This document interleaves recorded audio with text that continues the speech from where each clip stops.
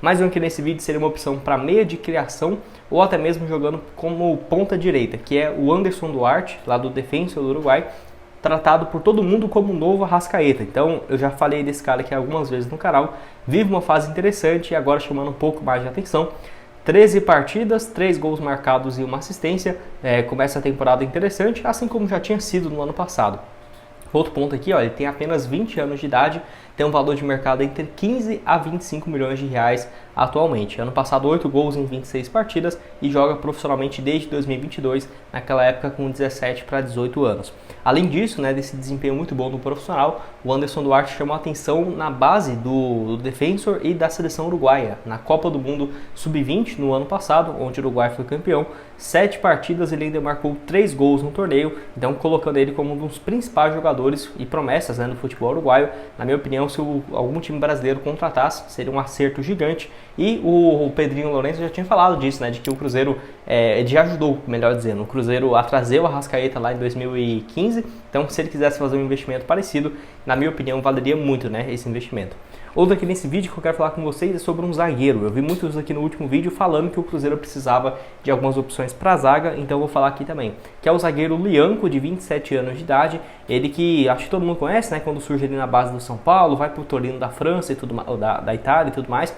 E foi lá para o Al Garrafa recentemente, essa equipe lá do Catar, onde inclusive, se eu não estiver enganado, foi com um salário gigantesco e comprado pelo Southampton, nessas últimas temporadas, por quase 40 milhões de reais. Só que assim, a tendência é que ele rescinda esse contrato aqui de empréstimo e possa ficar livre na metade do ano, para ou continuar no Southampton, que está na segunda divisão da Inglaterra, ou vir para o futebol brasileiro, por exemplo, com empréstimo. Na minha opinião, seria uma ótima alternativa. Até porque o Cruzeiro, na função de zagueiro, eu gosto muito do Zé Ivaldo e do João Marcelo, gosto muito mesmo. Só que, e quando esses dois não estiverem à disposição? Quem é um reserva como zagueiro pelo lado direito do Cruzeiro?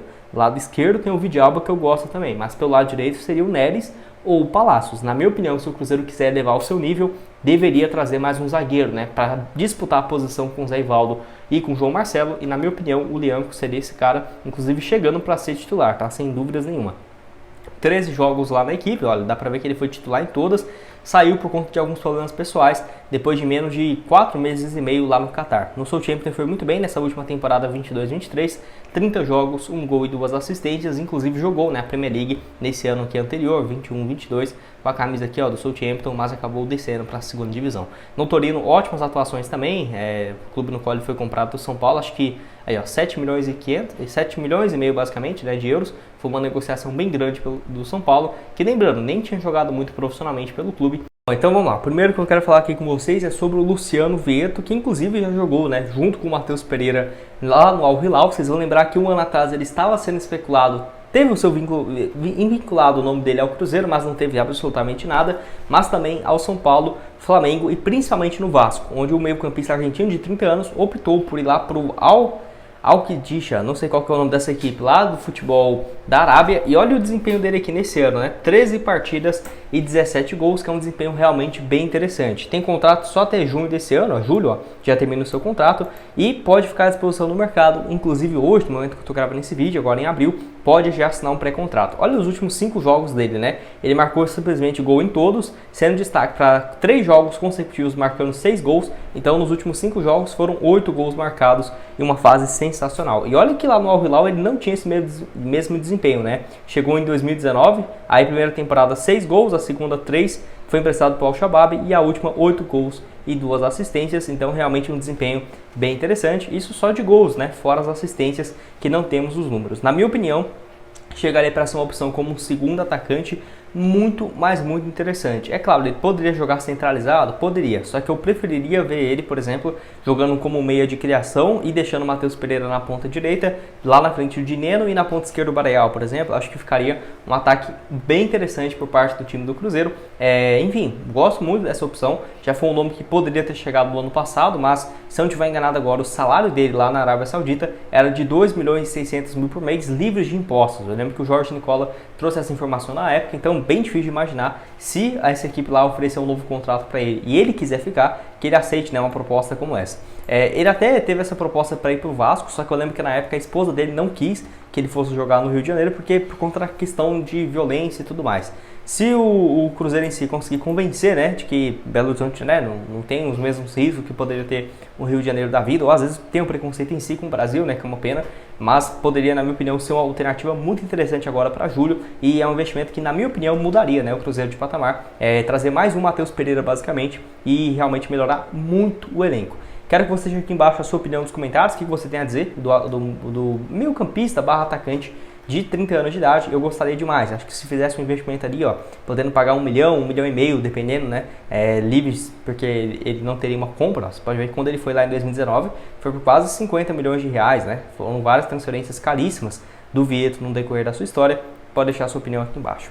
Mais um também argentino aqui nesse vídeo, um dos 2 de 3 aqui, ó, que eu vou trazer outros, é o ponta direita Eric Lamela. Esse que já teve o seu nome especulado no Cruzeiro e, na minha opinião, também muito interessante. Por quê? Porque é um jogador que vai ficar livre no mercado e não tem jogado. Ó. Você pode ver que ele jogou ontem, nesse último dia 28 de abril, né, no clássico aqui entre Real Betis e Sevilha, 5 minutos apenas, último jogo 1 minuto contra o Mallorca, cara, muito pouco mesmo. Aí nos últimos 5 jogos jogou aqui 1 minuto também contra o Celta de Vigo. Claramente não vai ficar no clube, ó. Contrato só até julho de 2024. Nesse ano, 18 jogos, 2 gols. Temporada passada foi bem melhor, com 49 partidas, 9 gols marcados e 1 assistência.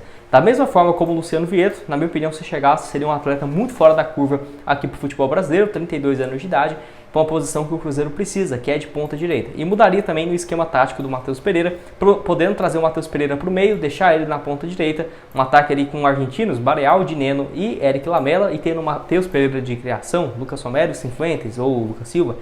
Pô, bem interessante. Eu, sinceramente, aceitaria muito o Lamela, que, lembrando, teria muito espaço aqui no River Plate, no que ele é revelado, no Boca Juniors, né? Não sei se ele jogaria lá, mas no Palmeiras, no Flamengo, dependendo do Atlético Mineiro também, né, tem uma condição financeira boa também, poderia trazer o jogador, mas o Cruzeiro agora com o Pedro Lourenço é uma incógnita, se vai ser um time que vai investir muito ou não. Eu não vou falar aqui para o Cruzeiro trazer um cara que tem 10 milhões de euros de valor de mercado para comprar, não vou falar isso, mas vou citar aqui essas boas opções, que seria difícil, se o Pedro Lourenço não trazer o Eric Lamela e o Vietto para o Cruzeiro, tá terrível. Não é isso que eu tô falando, só tô listando aqui algumas opções, e dependendo se o Cruzeiro dobra, vamos colocar uma perspectiva um pouco mais realista. Vamos supor que o Ronaldo então já fez esses investimentos para o ano, o Pedro Lourenço vai aumentar só metade, 50% a mais. Já seria um investimento muito importante e que o Cruzeiro conseguiria, na minha opinião, trazer mais um jogador. Assim, apenas 14 jogos e 1 gol marcado, mais uma opção. Outro aqui que eu vi um pessoal comentando no último vídeo é o meia Shailon, de 27 anos de idade. Esse aqui que, na minha opinião, seria uma opção parecida do que tem sido o Matheus Vital hoje, né? De entrar no segundo tempo, inclusive o Matheus Vital jogando bem, acho que até, né, não precisa fazer mais críticas a ele se ele continuar com esse desempenho. Mas eu colocaria uma aspas aqui no Shailon pro ano que vem, tá, gente? Porque para esse ano não é porque a janela tá fechada, é porque ele já vai completar os 7 jogos no Brasileirão, já tem 4, nós estamos ainda em abril, vai começar maio agora, então com certeza até chegar a metade do ano ele já vai ter 15 ou 14 jogos pelo Atlético Goianiense e não pode ser registrado por mais nenhum clube. Enfim, o Atlético começou uma sequência com jogos difíceis, né? Contra o Flamengo, Botafogo, São Paulo e Internacional. O Atlético Goianiense não teve um jogo até agora do mesmo nível, né? Por exemplo, um Atlético Goianiense e Juventude, ou até mesmo um time que ficou na parte de baixo da tabela, né? O que ficou mais mal colocado foi o Internacional, semifinalista da Libertadores, e o São Paulo campeão da Copa do Brasil. Então, por isso que ainda o Shailon não tem chamado muita atenção, e quem sabe não pode ser até uma boa, né? Comprar ele por agora, uma fase na teoria ruim, para o ano que vem. 27 anos, seria uma opção de meia de criação ou um ponta esquerda, ele é um meia que cai muito pelo lado esquerdo, 22 jogos no ano, 8 gols e 12 assistências, absurdo, né? 20 participações em gols em 22 jogos. Na Copa do Brasil tem um gol e uma assistência, no Campeonato Goiano 7 gols e 11 passes, que foi a maioria do seu desempenho, e até agora na Série A em 4 jogos, nenhum gol e nenhuma assistência. O Atlético também bem mais ou menos, né? Teve esse empate agora em 1-1 fora de casa, que foi um bom resultado, mas marcou apenas 2 gols até aqui na competição. Eu ficarei de olho